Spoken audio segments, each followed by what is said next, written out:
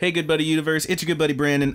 Bonus episode, I guess. We just found this awesome thing online. We didn't have time to tell you about it. Just check it out right now. We're gonna pause. We're gonna do the intro song. We're gonna come back and talk about it. It's this amazing show. Apparently, like someone found these really old VHSs. They're on YouTube. Yeah, don't know how incredible. long this stuff is gonna be here. Don't know how long this stuff is gonna be here. So check this out. It's called Girlchan in Paradise. Yeah, it's getting views like crazy. It's getting views like crazy. It's only 3 episodes. Check it out real quick. We're gonna play the intro now, and we're gonna come back and discuss it. Join us in a second. Go.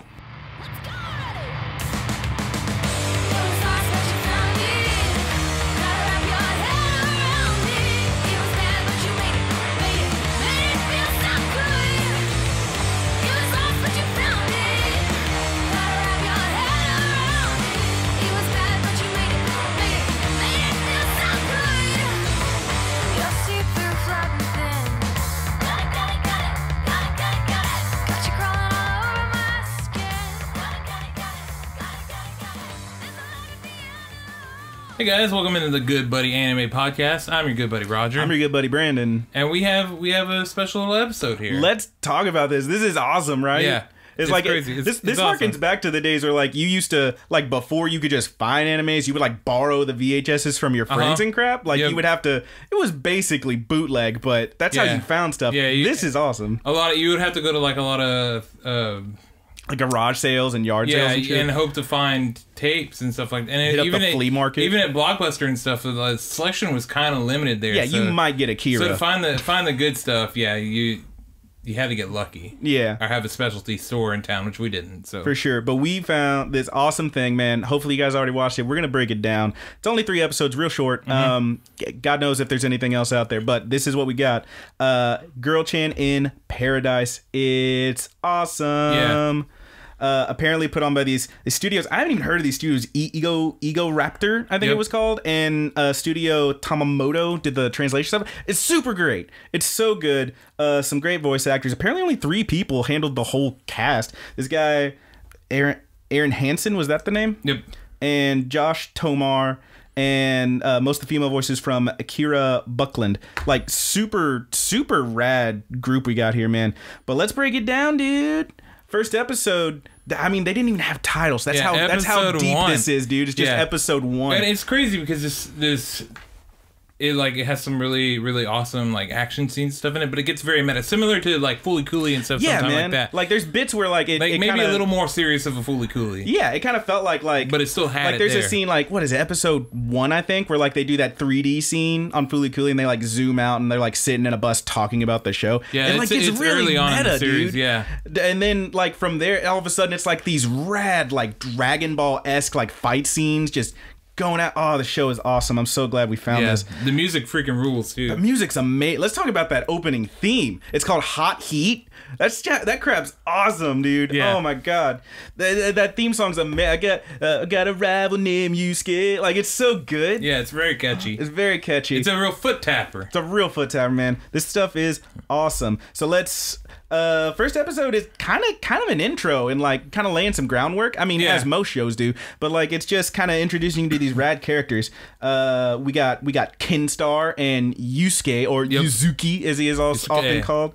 They're brothers. They're rivals. They kind of go at each other's throats all the time, but they appear to definitely care about each other. But like they're teammates, but they're also like, you know, kind of got a Ash Gary kind of thing. But if Gary was less of a dick, sure, yeah, maybe I'm not very familiar with the Naruto series, but like Naruto and Sasuke. Yeah, man, I'm down with it. We got this rad guy named Kotomaru. Kotomaru's freaking cool, man. He's got this. I love his outfit. Like I'm not a big cosplay guy.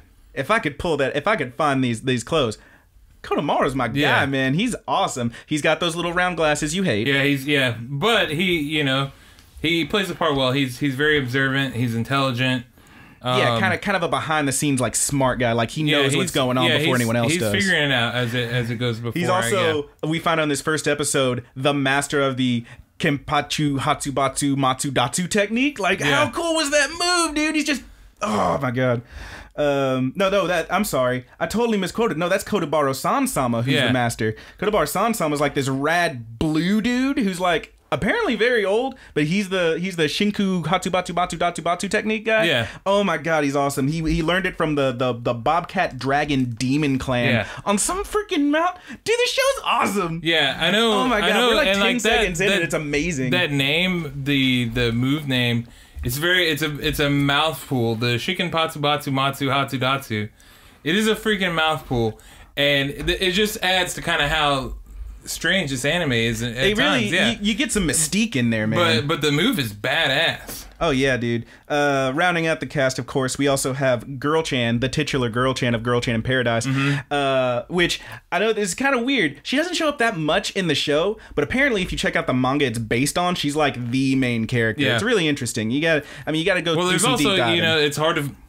Who knows how many more of those. Oh yeah, we don't even know like how much deeper this goes. And then of course there's swirly glasses, and kind of weird, we don't get a name for the dude in the green. He's like clearly like Kinstar Yusuke's like best buddy. He's always hanging with him. They don't ever name him, which is it kind of adds to his mystique, I think. Like I think he's kind of listed as just like Guy.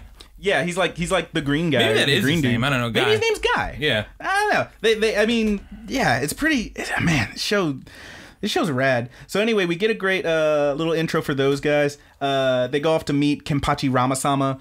They talk about Kenstar's secret bloodline technique. Oh my god, I can't wait to see that. Yeah. It's so cool. It does. You do get to see it later on. Yeah. But it is sweet. It is super sweet. We also get a mention that we found out a little bit more about Yusuke, how apparently him and Kenstar are half brothers. If they say they're brothers, they're maybe half brothers because first there's an illusion. You think, Kenpachi Ramasama is Yusuke's dad. You find out Kenstar didn't even know that. Nope. Like, what's going on there? Like, there's obviously some family drama. Yeah, there's some good story building going on. Oh man, some real good character development. I thought it was cool. It turns out they make reference to his mom being the goddess of wisdom. No, it turns out it wasn't. She wasn't at all. It was just some broad. You don't even get a name. It's like freaking Last Jedi, man. Your parents were nobody. Oh my god. That makes it more special, it feels like. Yeah, at one point, like spoilers. He's believing. Come on, it's out on DVD. You've seen it. He's believing that his mom is like this goddess or whatever, and he just finds out that his mother is a nobody. Just some broad, they say, which is kind of demeaning. Yeah, it's but kind of heartbreaking. Like, you feel really bad for him. You kind of feel for Kenstar, but then all of a sudden, how bad do you feel for him? Because it turns out he's actually working for the villain Galactic Amaru. Yeah. Who, like, may I say, in the pantheon of anime villains, this guy's like top 10 for sure. Yeah. What is that stupid robot chicken thing? What a twist! What a twist! Yeah. I did not see that. They told me Shamamalon. Like, it's so good. What man. a twist! Who saw that coming? But see, this is the thing. This is why this episode is so interesting. It's kind of like a brief introduction / overview.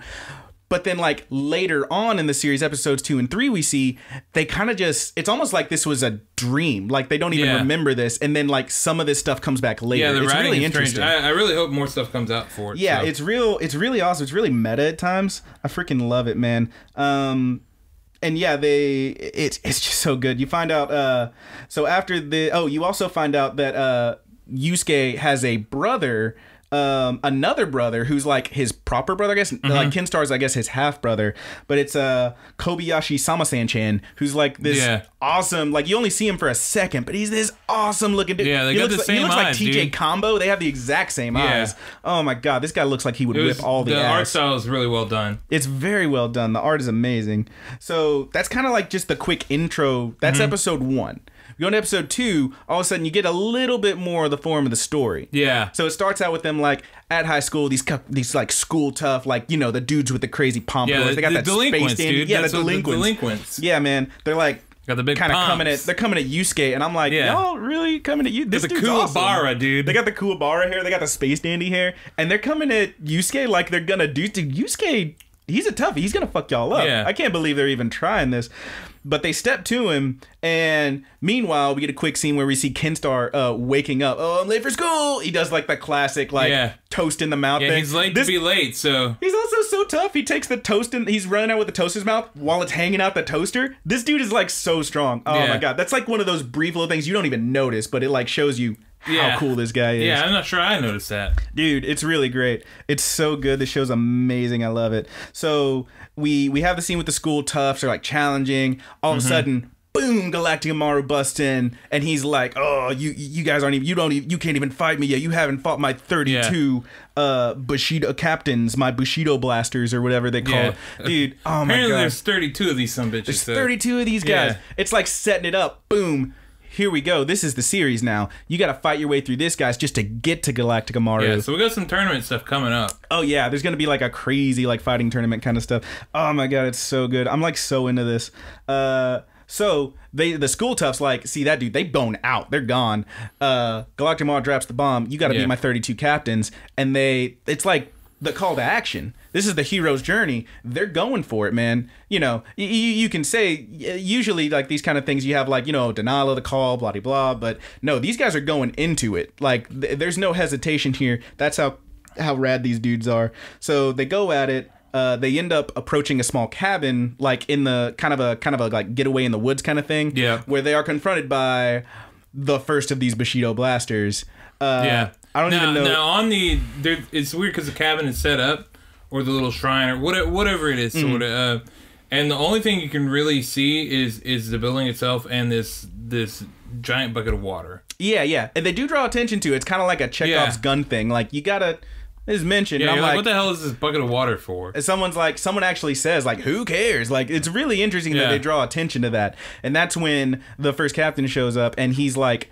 just kind of this, he's a weird looking dude. Like, he doesn't have any features. He's kind of like a Sandman kind of guy. Okay, so he's very, have you ever played Killer Instinct before? Yes! Oh my god, he's like Cinder. Yeah, Cinder or Glacier, like the build of him is like that. Which it's funny because his power makes it very similar to... I catch fire, you see. Like, such a cool line. Yeah. Oh my god. He like straight up flames on, challenges these dudes. They throw down. Yusuke goes up first. He's kind of... This seems a little bit demeaning to this show, but he's kind of the Vegeta of this show. Yeah. Like, he runs in. He's very strong, obviously. Yeah, he's going in. But he gets whipped on right there. You know, like, he's very headstrong. He's so sure that he can handle it. He ends up getting taken down pretty severely. Yeah. And then everybody's like, oh no, how are we going to beat this guy? You know, Green Dude starts like writing his will. Like, it's really intense. Like, they're so sure they can't. Like, this is the first guy. How are we going to beat him? Kenstar's so smart. He's so fucking clever, dude. He's I ahead love of this guy. Yeah. And he's like, no, I got this. Grabs that bucket of water. Oh, you thought it wasn't going to pay off? Boom. Puts him out. Fight. Over. Dude doesn't even want to go anymore. He's like, oh no, I'm defeated. I acknowledge your strength. Yeah. He just straight up bows out. Acknowledges his strength. He gets he's out done. of there. Yeah. They don't even have to even like properly fight the dude. They just put him out and he's donezo. He sees this coming. He sees that ass whooping come from a mile away. He bones out. Oh my god, it's so intense. Now, from there, they're going through the woods, right? I think that's the next scene. Yes, the next scene, they're going through the woods, and this is where, dun dun dun, the Yusuke reveal that he is in fact working for Galactic Amaru, and he reveals himself to be one of the Bushido Blaster captains. And it's, I mean, it is again... Yeah. What a twist! Again, it's kind of hard to like... Yeah. I feel bad comparing this show to other animes, but it's like, because it's obviously its own thing and it does it so well, but like it's kind of like the Majin Vegeta versus Goku thing, like where they're like showing each other down, like they're talking, they're getting ready to fight. Oh, they're gonna do it. Oh, they're gonna do it. It's like, oh man, it's like this really intense build-up. It's a really like harrowing moment where what's gonna happen? Like, they're gonna go at it. This is gonna be huge, and then in the end, come on. Yeah. Kenstar starts talking to him, you know, like...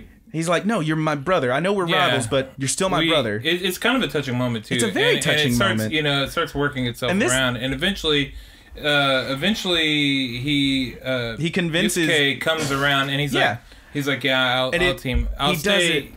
And Kenstar does it with that amazing, like, this is like top 20 anime lines of all time. He just looks at him, come on. Yeah, come on. Oh, it's so powerful, man. Yeah, it's good. Like, it's really intense, man. It's really well written. Yeah, it's very well written. This is something I love about the show, is that like they go like they had that amazing fight earlier. We know there's more fights coming, but this one, it promises to be this huge fight. No, you don't even have to fight. Yep. They can just That's how intense the show is. It goes from like being such an action-packed thing. Probably sometime in the series later on, there probably is going to be. I mean, one would assume, but yeah, it's going down here, man. But yeah, they end up. But you can already feel like this is going to be a damn good fight. It's really good. So then they end up in this weird. They proceed. Next thing you know, it's almost like they don't even know how they got there. They're in this like weird. Yeah, it's weird just like dream area. It's just a white void. Plane, yeah. Yeah, and this dude shows up, another captain. He's like this kind of scrungy looking dude with like a hoodie on, and he's got a giant pencil. Yeah. And he's like the artist of death, one could say. Like, he's gonna fuck you up. He's here to get these guys. And he reveals himself to be the captain. And I mean, I hope this doesn't become... I really want to see Yusuke do some cool stuff, but he jumps in at dude, attacks him head on. Head first. Boom. Boom. Just gets dealt with. Hey, man, it's gonna happen. Yeah. You can't have a villain without him taking out some of the crew. He's got to show that he's strong. You got to make him look strong. Yeah, he's very similar. Like you said, he's pretty much Vegeta. Yeah, I mean, which Vegeta ends up being a badass. Vegeta's my favorite character from that show. But he goes in, he does his attack. He ends up getting taken out. Oh man! And then Kenstar. There's this amazing scene where Kenstar takes out Pencil Dude, and he does it. With this technique, you find out later in a flashback, but he manages to break the pencil. He uses his pencil breaking technique, he calls it, shatters that pencil in half, and dude is like, oh no, I guess I get, and that, no, there's no giving up on this. When Kingstar, boom, punch, breaks his arm, tears him all the way up. Yeah, that's the whole technique. This is a gruesome scene. It gets too. pretty gruesome. His arm is, by the end of it, his arm is hanging off. Like there's blood. They draw out the bone and stuff. It is. Oh man, it's a pretty rough scene. It's pretty graphic. Like this shows you, like this show. It's got a little bit of everything, man. It's got the action. It's got the emotion. 0 to 100. Oh very my god, fast. it's so good. And then like someone bothers to ask the question, how'd you know to break the pencil? That's where we get this very emotional scene weird of like flashback. Yeah, this flashback where like it's Kenstar, Yusuke, and Yusuke's brother Kobayashi Sama-chan. They're all like on the playground, and Kenstar's mom is there, and she tells him it's kind of you know what it reminded me of? This is kind of a weird one. You mentioned the Shyamalan twist. It kind of reminds me of Signs. Oh yeah, where that's one of the You know, people will sleep on Signs, but I think it's the scariest movie of all time. That is no lie. All right, we can talk about this later. Okay. But it kind of reminds me of that because like there was that whole scene where it's like, look, swing away. Like she gives that advice, and what does that mean? Yeah. She gives this advice. She says, "Son Kenstar, break that pencil." And Kenstar, he doesn't understand. He's like, "Why, Mama San-chan?" And she says, "You'll know someday." It's like really emotional, and then it's just kind of cryptic. It's very cryptic, but then it ended up, that's exactly what he needed. Like his mom from years ago gave him that. And then there's this, you cut back to the present, and he's there's no telling what happened to his mom. You don't know. He's clearly very emotional about it. He screams, "Mother!" Like, it's a really rough scene. Yeah, he's... Like, what happened there? I can't wait for that backstory. Yeah. Like, if we ever get it. I don't know.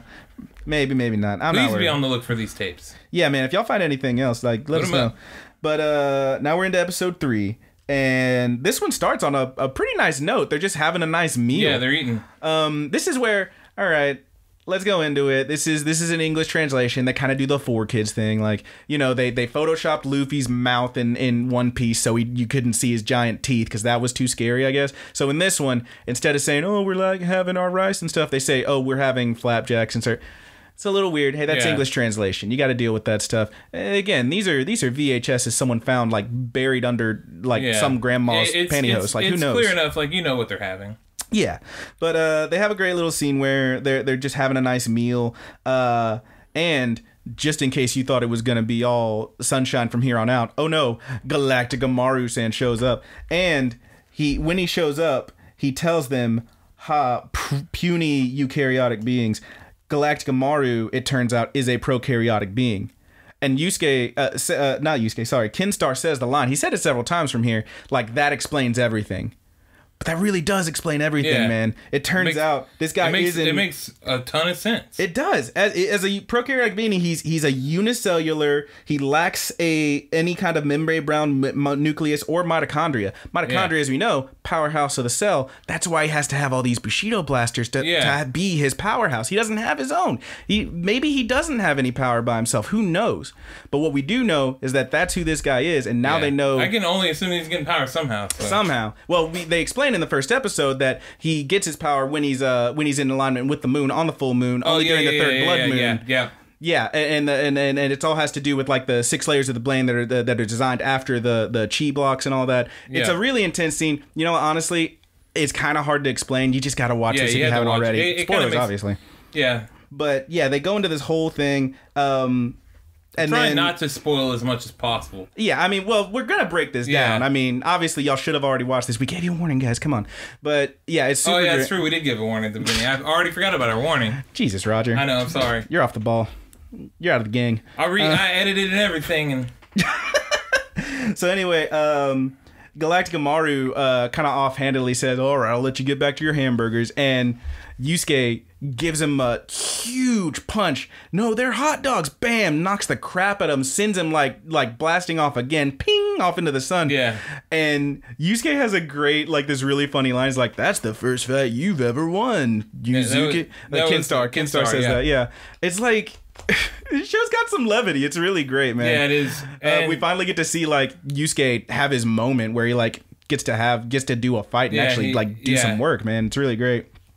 And it was against Galactica Maru. That's amazing. Yeah. Like, obviously won the battle, hasn't won the war yet, but what a shot.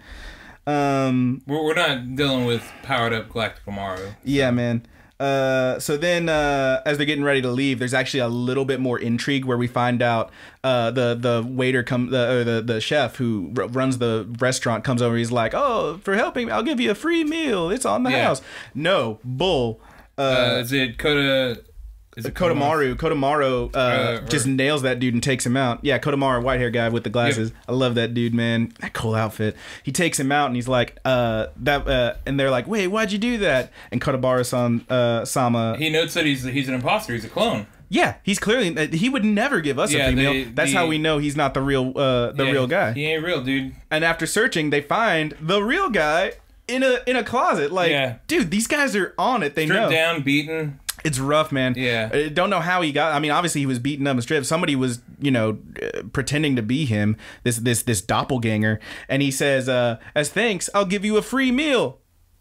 They take him out. Yeah. Can't be real. Can't be the real guy. Mm-hmm. So anyway, wild scene, man. Really, really intriguing stuff, man. The show's got a lot of levels, is what I'm saying. Yeah, a lot of stuff went into the plot. Yeah, clearly. The character development in this show is awesome. I really love this show, man.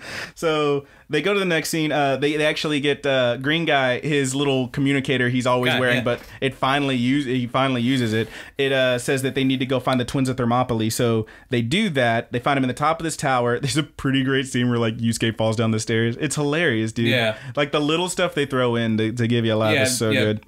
But lightens it up a good bit. It's nice. It's a good touch. So they end up finding the twins of Thermopylae, and they have a fight with Maytag, who's another Bushido Blaster. She's like this awesome, like super cool, like female villain. You don't see enough of those done well, and I think she was done very well. Yeah, she's like the kind of like Lightning as opposed to Cloud too. Yeah, she kind of does remind me of that. Yeah, like a nice little Final Fantasy. Not to bring up a sore story about people hating on being Final bummed Fantasy about 13, man. But hey, Lightning's a great character.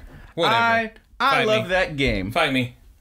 And today's date. Yeah. All right, so we continue. And the next bit, they end up in a fight with Maytag. She's really tough, man. She's dropping price tags on everybody. It's really rough, man. Like she's taking it to town on these guys. And Green Guy, you know what? He realizes there's only one way out of this. I've got to use my secret technique, and he does it, man. And I think when we watched it together, we had the same reaction. We're like, oh no! It was a bummer, man. Yeah, but it's a Chaozu, man. He straight up Chaozu's that girl. He grabs her. He sacrifices himself for the greater good. That's the show. I know we're breaking it down, and this is just us recapping it. But even talking about it, I get a little emotional, man. That guy, he really cared about these dudes so much so that he gave his own life and being to do so, to save them. Mm-hmm. It's really great. And this is where we get one of those great meta scenes. Yeah. Where it's kind of you get a brief bit with that guy's voice actor talking to the producer, and he's like, "Hey, wait, my character dies. I get that sacrifice. Really touching."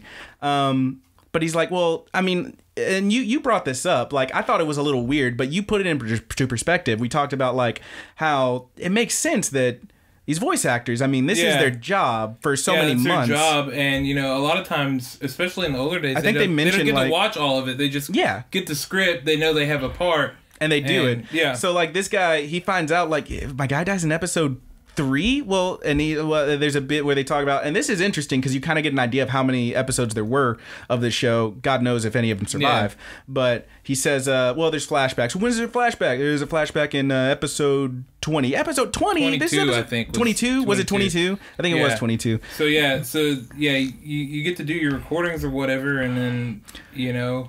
and you all of a sudden you're just out of a paycheck. How do you feed your family? He's like a huge part of the crew. It's like having a hole in your heart with that guy not there. So, and this is how they kind of... This might be where a lot of the American liberties come from, of where they changed things, especially in the older days with like Carl Masick and those guys doing like Robotech and stuff like that. This might be where some of the changes happen or whatever. The rehash scenes. It's like it is a bit of a rehash, but in the same breath, like we just said, it's like having a hole in your heart. We can't not have this guy. So I think it also like here's the thing about this show. There are people with superpowers. There are people who like are very powerful and strong, and they have all these crazy abilities. There's not a lot of like mystic stuff you see, other than like the goddess of wisdom, who apparently wasn't even a real character in the end. So it's kind of interesting. This kind of seems like the show's kind of meta roundabout way of getting him back in there. Like, we can't just revive the dude. Like, so what instead they just, it's kind of this really awesome meta bit where they just kind of copy paste him back in, and he's back. Yeah. Our buddy's back. Yeah. He chow sued. He came right back. This dude's so cool. The show. Had to wait for the Dragon Balls here. Didn't have to wait for those Dragon Balls. Just get in there, handle business. So now there's a brief bit where it turns out apparently the twins at Thermopylae were like double agents or something, and Kodamaru ends up taking him out with that gun again. This guy working. There's another good graphic scene there. It handles the graphic scenes. They are graphic. Look, you got to be ready for this show. You got to be ready going in. There is some blood, and you're gonna have to deal with that. But it's not worth like Devilman Crybaby. Oh god, that was a lot, man. But there is some. There is some fairly graphic stuff in here. There's some fairly graphic stuff. And so he ends up taking them out, and then I think somebody, I think it's Kodabar-san or somebody, kind of mentioned, hey, you can't be doing, or maybe, I think it was Kenstar actually says, whoa, you got to chill out with the gun. And and Kodamaru, in a rare instance of like, he's usually so unflappable. He's just like, arms crossed, real serious guy. You like, power behind the scenes kind of thing. For once, he gets mad. Yeah. He gets really mad. Like, he says, I don't care. Forget it. I'm out of bullets anyway. And then Yusuke, again, kind of a funny scene. He grabs a gun. Oh, well, then I can do this. And, like, pretends he shoots himself. Oh, snap. It's kind of like the old Looney Tunes. One bullet left, one bullet left. He ends up hitting himself. It's actually kind of a rough scene, but again, it's played for comedic effect. Yeah, it is. And I know it's undone fairly quickly. And also, this is. I mean, let's talk about this. This show, again, we found these VHS. They found these VHS and put them on YouTube. This is clearly an older show, like 60s, 70s. Look, suicide isn't funny. Yeah. But here it's played for effect. It's a product of the time. Yeah. It's something you gotta kind of deal with. I didn't think too much of it. Like, honestly, they played it so quickly that it's not even anything. But this stuff happens. It's not like I don't know. It really has. It's not. It's not as serious. Yeah. Like, there's very serious moments in the show, but this one was kind of like just a quick throwaway. Yeah. It's a little weird, but I mean, even it's anime. In fairness, there's even like Mickey Mouse comic strips where he talks about suicide and stuff. It's pretty rough, man. Yeah. But anyway, we go on from there. They're tracking down like the rest of the Bushido blasters.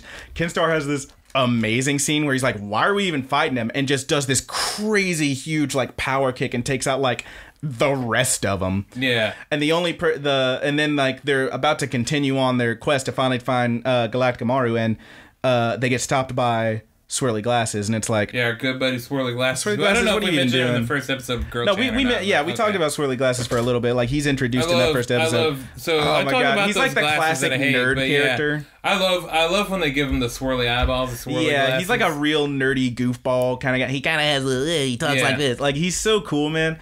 But he's impeding their forward progress. I think someone even says, and they're like, "Oh, you're always in the way." And then like it gets heavy. Like there's this pressure around them, like while he's standing there blocking them, and he says, I didn't want to have to tell you guys, but you leave me no choice. It's like, what's going on? Yeah. Boom, big reveal. You thought Yusuke being a bad guy and then like getting one over was a big deal. Swirly glasses. Swirly glasses is number one. Yeah.